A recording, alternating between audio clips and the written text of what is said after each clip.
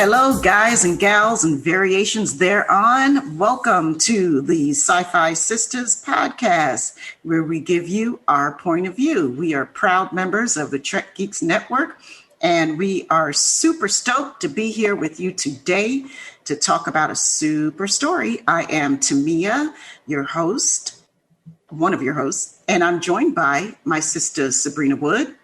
Hey, hey. Yvette Blackman-Tom. Hello. And J.D. Keeling. Bon week. It is nighttime as we record this, and we're here to talk about episode 6 of The Falcon and the Winter Soldier. One world, one people. And as always, leading us in discussions in the fabulous MCU will be Sister J.D. So Sister J.D., take it away. All right, folks. Like Tamia said, we're finally at the end of our great adventure through The Falcon and the Winter Soldier. So I'm going to call you John. Random person, I know, who doesn't listen to it until you hear the sound of my voice. So if you haven't watched John, pause the tape. Go watch it. Be good? You caught up? You feeling righteous, patriotic? Great. Let's get into it. Where we left off last week was the GRC is under attack by the Flag Smashers. Karli has decided, you know what, I'm just going to murder everybody, and, it's a valid life choice. Unfortunately for her, Sam swoops in wearing a new suit that I was not a fan of. What? I got to side with JD on this one. I'm with JD on this one. Okay, so is it the colors and the just like that part that you're not a fan of, or what? It's look, in Captain America lore in the Marvel universe, there has only ever been one good Captain America suit, and that's the one from the Winter Soldier. Other than that, not a huge fan of most of the suits. Yvette? I don't like that suit at all. You're starting to sound like Fran. Can we just give a moment to say, Fran, we miss you? We do miss you, Fran. Shout out to Velvet Voice Fran.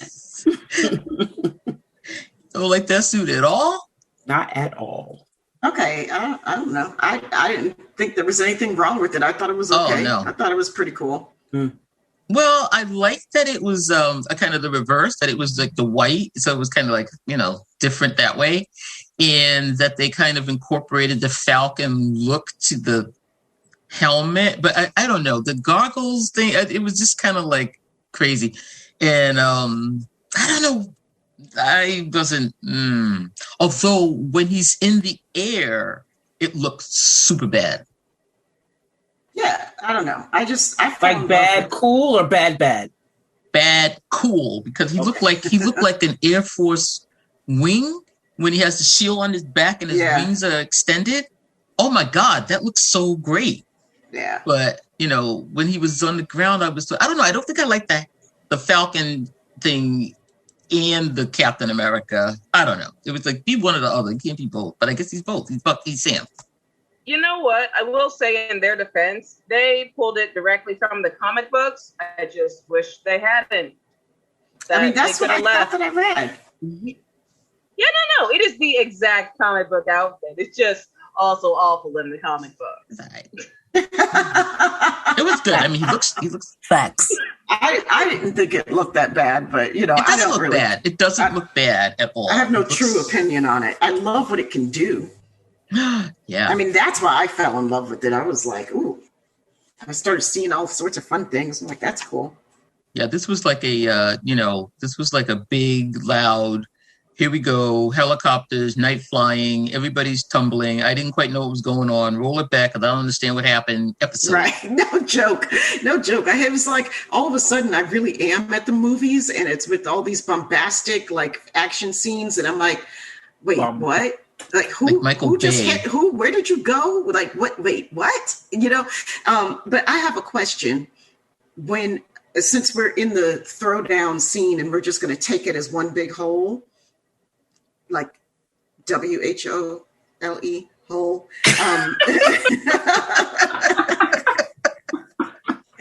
You were good until you started spelling. just wanted She's to the one make that sure just I was spelled clear. Dose, the anonymous one. I just wanted to make sure I was clear about which type of hole I was talking about. Okay. So here's my question. The phone rings. It's for Bucky. Why the hell is he stopping to talk? The world, everything is at stake at this moment. And this dude's like, oh, yeah, hey, Karli, what's up? All right, girl. I'm like, what? Right here in my notes, too. Why is Karli calling him and why did he pick up the phone? Why? Bucky's new. Bucky's new. He's new to all of this. Give him a moment. Yeah, that's exactly it. Like y'all act like Bucky's like some young guy. He is not. He is over 100. Y'all know if you give like the phone to somebody's grandparent, they're gonna stop. Stop right in the middle of the room. They're like, oh, but he's not new to action hero and superhero. He is new to being a hero. He's a new hero. He's not new to action though. Like, yeah, he was under the influence. Remember, he was under the influence when he was on that other stuff. He's all on his own here. He's trying to make it through. Give Bucky a little bit. Don't get him on my boys from your task that easily. Oh, saltine cracker. It's not even that. Tamia, you're forgetting one key thing. Bucky Barnes, as a person, he was a sniper. His whole thing was to sit there and just wait. Very patient. Good point. That's the real Bucky Barnes right there. Right? Did not understand the phone call. That was like a plot hole one to me. I was like, although that's my head scratcher. I'm going to bring this up again at the end of this episode, that phone call. Okay. Regardless of Bucky's inability to literally walk and talk, we do have kind of a redo. Like we're ending the same way we started.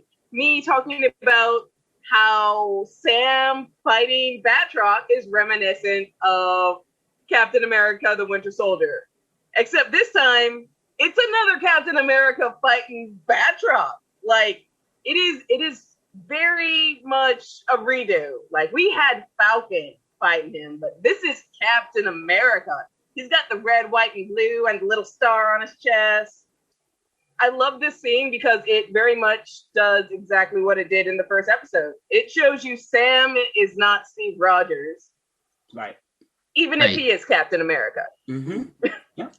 But like the guy said, the robes don't make the monk.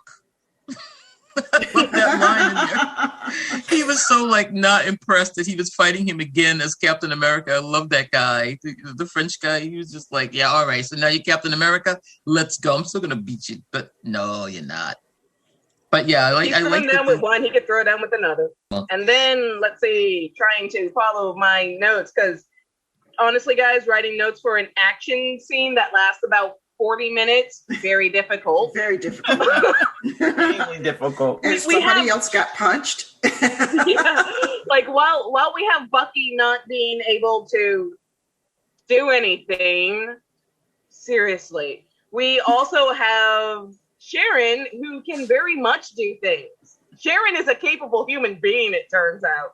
Yeah. And we see that. Extremely. Sharon was very capable. I liked that. And it took me watching a couple times. I was like, wait, what did she do to that guy? Mm-hmm. She wasn't happy with Bucky's phone call either. No, thank you. Sharon is in our camp. Seriously, Bucky. You had one job. One job, dude. You can walk and talk at the same time. I'm so sure. Now, Sharon, Sharon was very effective, and I had mercury vapor. Oh my God, what she did to that guy. Yeah, I wish I had seen more of that special effect. His head was bubbling. Yeah, that was pretty cool looking. Okay, so JD, can I give my Easter egg now? This is my Easter egg. I, Subrina, have an Easter egg. I don't believe it. Okay, I'm so proud of myself. So that guy that had his head bubble up, Lennox, in the comic books, he is left wing, one of the allies of the U.S. agent. So I just want to let you know that. So there's some reason why they killed him off in this one, but he lives in the comics. But Anyway, I just want to let you know, Lennox was a person in the comics, and his name was Left Wing, but he gets his head bubbled up by Sharon with the mercury vapor, which was very, very cool. That's interesting. Okay, hey, just telling you. Totally cool. Love that. All right. Go ahead, Sarah. Okay, so... More fighting. Then we get to Karli and John. Can we go to that part? Yeah. Let me see. Yeah. My next note was literally Karli has chosen violence. So. Right. Yeah. I mean, the last episode, I had nothing to say about Karli. This episode, I have nothing to say about Karli. I mean, except for the fact that her transition to full-fledged, like typical bad guy, just left me empty. I mean, I don't know. It just wasn't that believable to me. It was disappointing. We talked about that earlier, that, it just seemed like, she's setting things on fire, and she's pushing stuff over cliffs. And what is wrong with you, girl? I mean, it just didn't make I didn't get it. But, yeah. It's just and when does she get all this fight training too? I mean, she's fighting like she's a CIA agent. Like, just because you took a serum doesn't mean you have skills. No, right. Doesn't automatically imbue you. The viewer should wait. I think we should wait till the end. Yeah. There's a reason Karli knows how to fight. There's a reason. Okay. But we do have We missed it, Tamia. We have John showing up here to help save the day, and John does a very good job with the trolley problem. Like, if you have to kill one person or save a bunch of people from dying, he made the right choice. He made the right choice. Yes, he did. A little bit of a redemptive moment. Mm-hmm. Yes, yeah, John was necessary. He was coming back from the edge. Did that happen right when he looked at his Medal of Honor? That's what I was going to ask you about. That I was like, I didn't know what he was looking at. Yes. And I was like, right? Is that medal? Was that that scene? He looked at his Medal of Honor. That's awesome. That's what that was about. So he comes back from the edge. Then that leads him back. Yeah. I thought that was great. I like that. For all of the awful that John is in relation to Bucky and Sam, he is still a mostly good person. Like, he wants to do the right thing. Right. He's not like Karli, who's just like, I'll kill them all. I don't care. Right. Yeah, Karli's around the bend. She's just gone at this point. Yeah. And I wish I had seen a similar treatment of her fracturing, like her going, as we got from John. We got a real interior view for what happened to him. And Karli, it was just more like they're telling us, like, oh yeah, by the way, she's going a little bit crazier. But this is a Marvel comic, and that's what they do to the bad guys. Well, I don't know. What they do with the bad guys? Is that what they do with the women? But they get to get with the bad guys mostly. I mean, the bad guys. They get to get away with that excuse if they're treating everything else in the episode or series like that, but they're not. They're giving a lot of depth and weight to all the other characters. And, so they don't get a pass because it's inspired by a comic, because these are comic book heroes. And in a comic book, they tell a different type of story. They don't get a pass for not fleshing out that one character, to me. Tamia, because they did it to Zemo. I'm going to explain something about Marvel Comics to you. Oh, okay. First off, as I've mentioned before, Karli's based off a character who appeared in 5 issues at best. Mm-hmm. So already came in with nothing. And Marvel does not know how to write a villain. They never have, they never will. If you want good villains, go to DC Comics. They do great villains. Okay. Marvel, they will give you great heroes. So this is not a one-off thing with her. I mean, the fact of the matter, everybody else, Sam's sister has more weight to her than Karli sometimes. That's Marvel. That's what Marvel does. I mean, that's just a Marvel thing. I mean, that's just who they are. They give you great stories on the people that are good. Bad guys are bad. good people are good. Uh-huh. Go. Okay. That's it. This was great that they really went into it. I mean, so they do that in the comics too. Like the sister, Sarah's in the comics. Mm-hmm. She's there. She's got lines. She's got a backstory. You know, they all do. But the bad people are not. They're bad.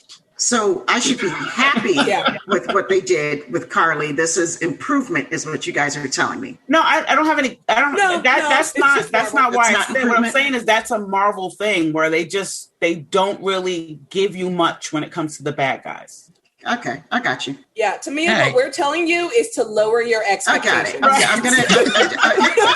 I'm gonna. Those of us of a certain age will remember that from Saturday Night Live. Lower expectations.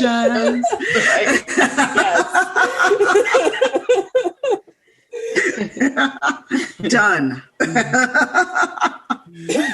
Yeah. Okay, so more fighting. Now helicopters are in it. And No. Well, no. Yeah, wait. Oh, wait. Yeah, we did kind of skip over the helicopter scene, which was amazing. So, yeah, we'll bounce back to the helicopter scene, guys. You got it, because that's going to be my favorite make scenes. No sense anyway. So right.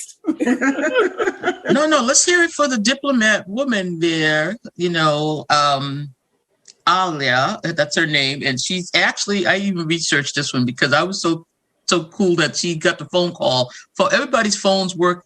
They're flying in helicopters and they still pick up the signal. What? All right, whatever. He tells her count to 5 and jump in the seat.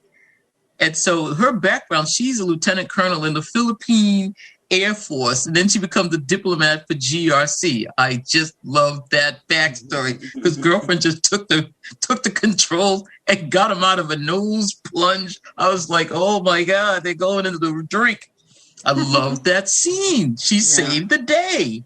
Yeah, she did. Yeah, she really did. I would not want to crash into the Hudson ever. I agree. She didn't do the.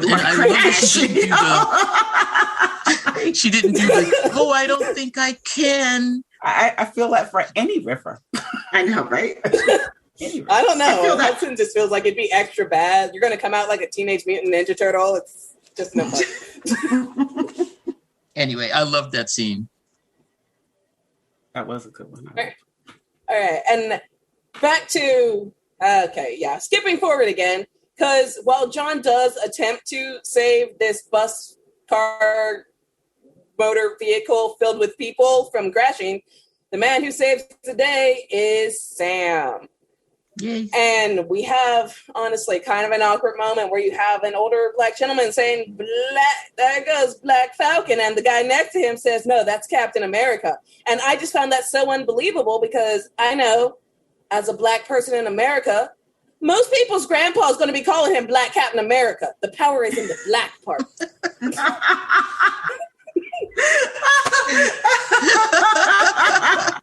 I couldn't have said that better myself. I totally agree with that. I'm actually on that scene right now. That's Black Falcon there. Are we past the power broker scene? No. Nope, not yet. I'm way ahead. Okay. I have another stupid question. Yes. So, and I think it's just because I was getting tired by this point that I missed this in successive rewatches. Sam's new suit that you guys hate the look of. I don't hate it.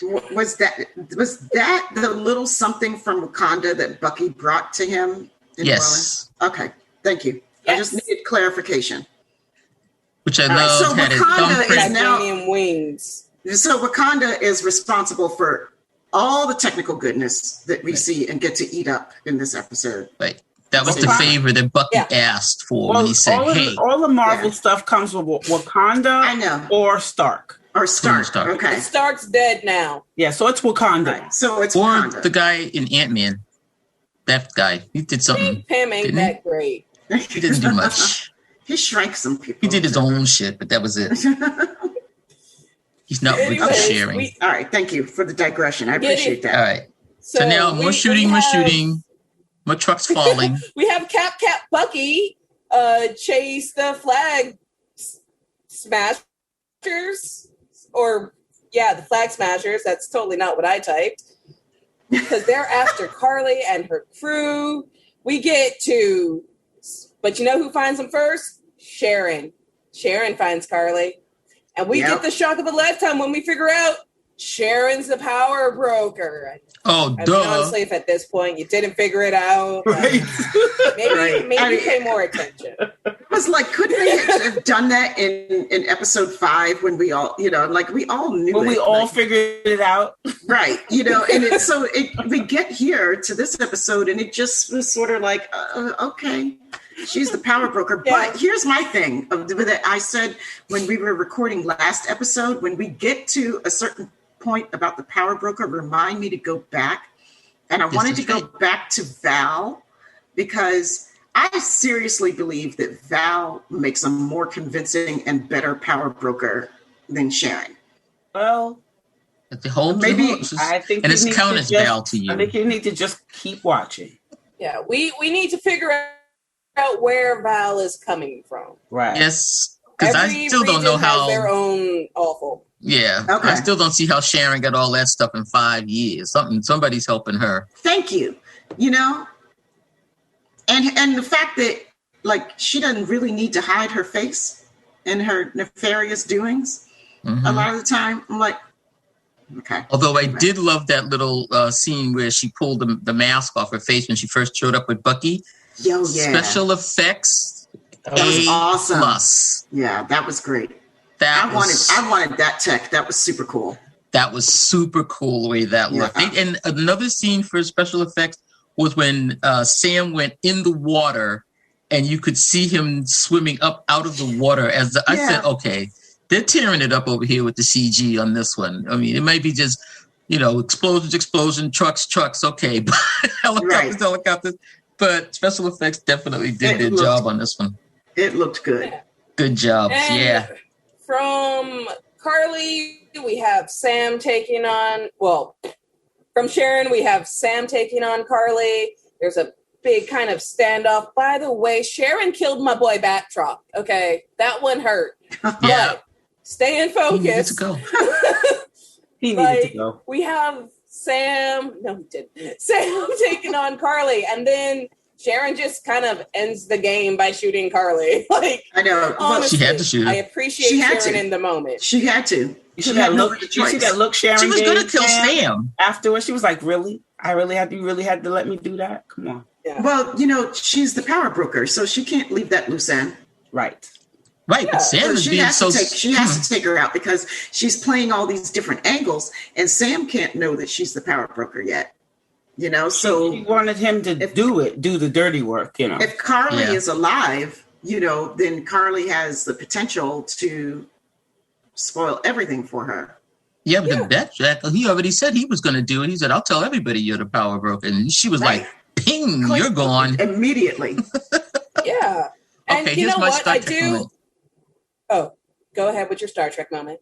Just a flashback. I said the fight between Karli and Sam so it reminded me of the fight between Ash and Culber, where one did not want to fight the other, but the other one was just going off, just fighting each other. She's like, fight me. Sam is just being too stupid. I don't know why he didn't listen to Zemo. The girl was around the block, just take her out. But nope, not Sam, because he's Black Captain America. Yep. And I do appreciate the effective way we have responsible adults on the TV show. Like Sharon, she doesn't leave loose ends, and neither does Zemo, which honestly, I would support a team up between those two because together they accomplish the mission. Not Sam and Bucky. Y'all were bad at your jobs. Not even Walker. Right. With Zemo and Zemo deserve a show. They actually do. They really do. Yeah. I love that Zemo came back for the end, just a little bit. And then here comes Val again. You're skipping so far ahead. I mean, all we're skipping is Sam's speech about being a better person. So Sam gives a speech about being a better person. It's boring. But let's focus on Val, because with Val, how did she know Zemo was the one to kill them? I know. She makes that comment. Val comes up and says, because I was like, Vimo killed him from the raft. And then she's like, maybe he did, maybe he didn't. I don't know. Maybe it had something to do with it. It was a great scene. Oh, she said, your friend Zemo, right? Mm-hmm. He knew what to do or something, she said. I forgot now. Yeah, his man, his Batman Alfred guy takes care of it for us. That's what I told him too. I mean, that was my question. Is how did she know that, But I really didn't want to completely skip over Sam's speech. Oh, please, no. Okay. No, we have to go back. I mean, it's kind of like, this is our job. That one moment, this is our job. That was a great speech. Well, I mean, I agree with JD. I thought it was pretty boring, and I thought that it's all stuff that I've heard before, but they had to say it. Like Isaiah's lines in his speeches were so much more effective, right? To me, this was filled with a lot of cliches, but then I watched it a second time and I put it all together, and it was more impactful, but it was a little preachy and a little like, It wasn't meant for us. Right. Exactly. That was exactly what I was going to say. That was exactly what I was going to say. It wasn't meant for us. It's meant to educate a different audience and tie a bow on it. The speech was, it was written, it was, Anthony Mackie had a lot to do with that speech with Malcolm Spellman. Yeah, they wrote that together. I mean, and it's compact, it's nice and compact. Each line could be unpacked and you can have a really hefty conversation, for it. But I love my favorite part of this speech. Well, two favorite parts of the speech. Three.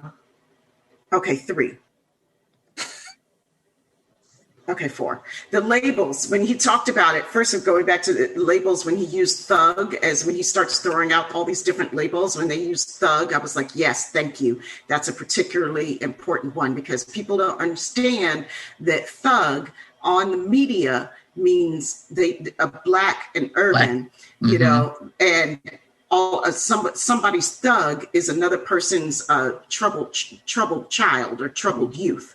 Yep. And so this use of the word thug is just double standard bullshit, and then I'm a black man carrying the stars and stripes. What don't I understand? That was the line. That was the line. That was the line. That was the line. And so it came early, but that was the line. And then, but another sneaky line that I thought was equally as important is I'm still here. No super serum, no blonde hair, no blue eyes. Yes, sir. That's what Isaiah heard. That's what he heard. Right. I'm a man. I'm a powerful black man, and I can do that. And I think that line was for us. Yes. I think that was for everybody. It was for everybody, but I think there's a special little meaning for us. I think that's talking to our people and our youth. We don't need superpowers to be great. Yes. Yeah. And exactly. I think it's talking to white youths, and that blonde hair, blue eyed does not equal hero. Yeah. You can have a hero that looks different. Yeah. Yeah. You can have an Asian woman take the controls of the helicopter and save everybody, and she's the hero. I love when they said the hero is not necessarily a soldier or a warrior anymore. It's a first responder. That was definitely for today. I mean, that was just so. And they showed Bucky saving everyone in that truck. So it was cool. It was cool. I liked it. I like the new definition of hero. Yeah. Yeah. So do I. I like the broadening of the definition of hero. Right. Not just a warrior. It takes a lot of pressure off our service people too. Hello. I hadn't thought about that. Because give it to us, Yvette. Everybody's a hero. You're a hero just getting up in the morning to your children. When you go out to work, those 3-4 jobs you got to take over. Mm-hmm. Everybody's a hero. That's a. I love that, Yvette. Thank you. Yeah. I also like the last one. I also like this girl died trying to stop you and no one has even asked the question why. I think that one's really relevant to our times, and especially being in the country where we're all from on this podcast, and I think that's a question that people don't ask enough in this country. Why do other people in the world have such low opinions of Americans? There's a propaganda tells you that America is this great place, and everybody wants our quote unquote aid. And people are like, oh God, they hear you're American. They're like, oh no, let me go the other way. There's a reason a lot of times, we don't have the greatest reputation around the world. Or even just to understand why people have taken to the streets and they're protesting. Why are they yelling and screaming? You don't want to know why. You're not taking the time to understand what this person is going through and what they're seeing and what they're living through. You just say, they're thugs. Mm-hmm. So, you need to stop. You need to listen. But hey, this is a podcast and this is a TV show. But and then we have that last scene. I know. JD's itching to get to that, right? Which part? The John is U.S. agent, or the fact that Bucky just made Isaiah Bradley just sit in like an hour and a half of traffic to go to a free museum for a plaque? Because I have thoughts on both. A plaque? Look, I love that scene in the museum. To be sitting in. You go down the statue and all the moving pictures and the whole story, the interactive display and stuff to a plaque? Yeah, girl. Well, on that note. That was powerful. That was so powerful. That when he took him to say, like, here, our history, your history is here for the world to learn from. Your history is being told. Your story is being told. That was super powerful to me. It was. I was crying. I cried each time. Yeah, I am of a different sect of people who think really,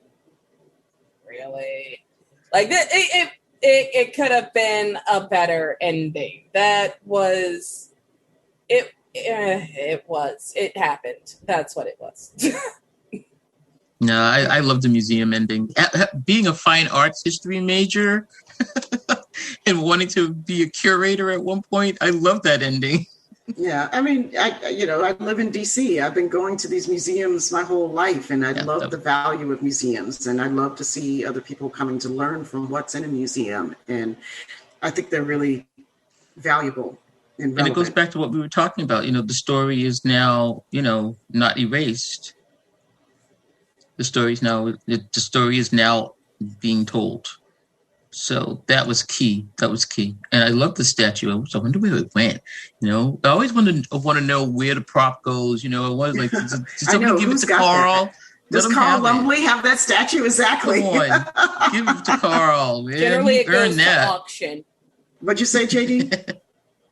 Oh, they go to auction. Yeah, I would hope so. That was a good one. That's a good prop, But yeah, I love that. Well, I enjoyed it. I have to say, Disney Plus, Marvel Studios, Nat Moore, Malcolm Spellman did a great job with this. I enjoyed this really very much. It's a very different type of, going from a cinema world to the TV world, and it all felt fine. I mean, I felt like, after a summer of streaming, that you were watching a film. It was that good. And there were some weaker moments, but all in all, I enjoyed it very much. I would give The Falcon and the Winter Soldier a B++, A-. That's what I would give it. I would give it 3 SyFy Sistas snaps in a circle. Ooh, because of how they handled the treatment of race and our history. Okay. Yvette, what do you say? I give it an A. A. Okay. Yeah. I mean, he did a lot. I mean, I know these characters from the comic books. I mean, they gave them real life. Okay. I think it deserves an A. Yeah, they did a great job. Okay. The writing, the acting, those people, I hated some of those people. You know what I mean? But the acting was awesome, you know. An A, yeah. JD? Yeah, I'm giving it a B. You started strong. The middle was great. But after episode 4, it just lost a lot of impact. Episode 4 ended too high for them to bounce back from. So, okay. I want to know what you guys, listeners out there, what's your grade on the Falcon and the Winter Soldier? We want to hear from you. Yvette, how can they do that? Well, you can find us at SyFySistas.com. That's SyFySistas.com. Join us on the mothership. That's MUTHASHIP. And the SyFy Sistas Book Club, both on Facebook. On Instagram, SyFy.Sistas. And we're also on Twitter at SyFy Sistas. Thank you. And before we shout out our engineer, I want to say, yay, JD. Thank you for doing such a good job. Taking us through the Marvel Cinematic Universe. Yeah, you guys, glad you enjoyed this, because between the Wakanda-based Disney Plus series coming out at some point with Ryan Coogler producing and the Okoye Disney Plus show that they recently announced, we're going to be doing this again. Yay! Can't wait. And before we go, I just want to say thank you to our engineer and producer, music producer, Dose, the anonymous one.